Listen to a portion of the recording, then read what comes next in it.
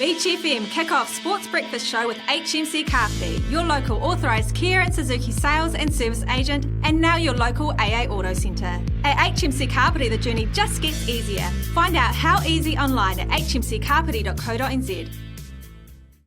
You're back on the Kickoff Sports Breakfast Show on Beach FM 106.3 on your Saturday morning. Well, we're all looking forward to the business ends of various codes, and one is coming to an end this weekend, live at Jerry Collins Stadium, kicking off at 3 p.m. It is Whiti Te Rā taking on Randwick, and to talk all about it is the General Manager from Wellington Rugby League, our good friend, Phil Roache. G'day, Phil. Hey, how's it going, man? I'm good, mate. How are you doing? Doing good, actually. Been the big dance for our teams. It's been a pretty hectic week, but it's good. We're getting there. Excellent, mate. Unfortunately, we're not going to know if we're dropping levels until Monday, but hey, it's still going to be played. It's still going to be played with passion and intensity between two outstanding teams through this 2020 competition. So what are you looking forward to it about it most, mate? Look, I mean, I'll start with the plate final. The plate final, the two teams, Victoria Hunters and Te Aroha, have had really good battles throughout the year. So that's going to be a really exciting game as well. That kicks off at 12:30. Because, like you mentioned, we are still under the level 2 restrictions this weekend, so we have had to change things a little bit and just allow a limited amount of people into the stadium. So, but still, I think there'll be a good atmosphere. The game will be played in really good spirits. Both teams, I've spoken to both coaches, and they're really pumping to go.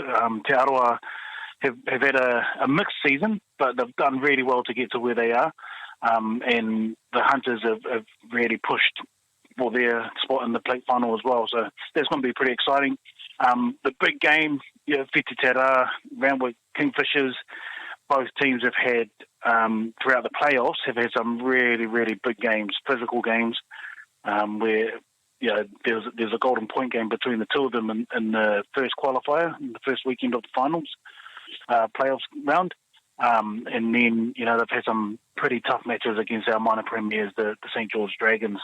So, looking forward to that. It's going to be a good game at 3 o'clock. I just think both teams are quite experienced in terms of finishing off games. Yeah. So, they play a quite an expensive game of footy as well. And they got some good heads at Bronson Marino for the Randwick Kingfishers, who've played over 150 games for them this year, and for the Kingfishers. And just so like the young guys, they've got a winger who Pele Moimoi, devastating winger, strong, scores a lot of tries, is good at finishing. And then you've got Dane Cooper from Whiti Te Rā, who just is a grinder and does the donkey work. Regardless of where they are on the field, he'll put his hand up to hit it up. Also captaining Whiti Te Rā, and then Aaron Pitikia, the back. At fullback, who will just slice up defence if they're not awake to it. So, some good matchups there. Excellent. Really exciting. Excellent, mate.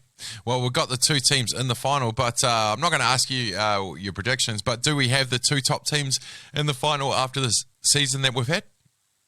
I think so. I think St. George were unlucky to miss out. They were our minor premiers. They only dropped one game in the regular season, and then I think it's been a while since I've been in the big dance in the playoffs round, so just lacked a little bit of experience there when it came to the playoffs. The 9 out of it's a different beast, as you know.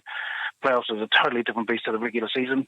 And you got to come prepared for that. So they were unlucky to miss out on the grand final, but the two teams that are there probably been the most consistent throughout the season for us.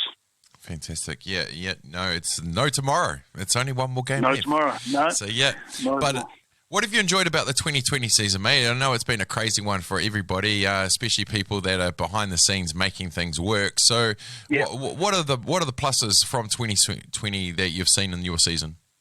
The pluses for me will be the clubs just stepping up, and you know, regardless of the challenges that they've gone through within their clubs and even personally, they've just stepped up and said, this is what we're going to do, and their support for Wellington Rugby League and the decisions that I've had to make around the whole COVID thing, and that's been really positive for me, and something that I would take into next season as well, is just hopefully just keep that positivity going, and the resilience that they've shown as well has been awesome, and the support from my staff, volunteers, it's been amazing.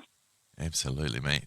Well, we're almost there, but what is next? When do the Orcas kick it? When's the rep season? What's next? What else do we have to look straight forward into to? it. So grand final on Sunday, straight into Orcas stuff on Monday, where Wow. we have selected a wider squad. So we're going to be training that squad for the men's. The women's have already been training. And there we've got a pre-tournament game against Mid-Central on the 27th up in Wanganui at Cooks Gardens, where we will use that as a trial for our men's and our women's.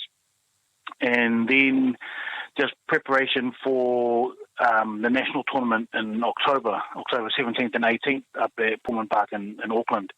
So still some exciting footy to come. The winners of those tournaments play in a grand final match against the Southern Zone, and that will be played on the 31st of August. So be pretty full on. Exciting, mate. Exciting. You know me, I always like to finish with this, with the future. So, you know, you've got you had your minis going around in their little gangs this year, meeting up in their groups and making a bigger gang, but which has been awesome. But I want to talk about the little State of O, the 11s and 12s. They had 10s and 12s.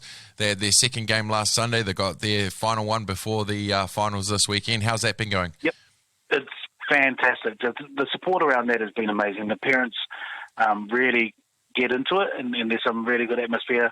You know, the under-10s, the Hutt Valley tied the series last week, so you know, game 3 is going to be pretty important for them.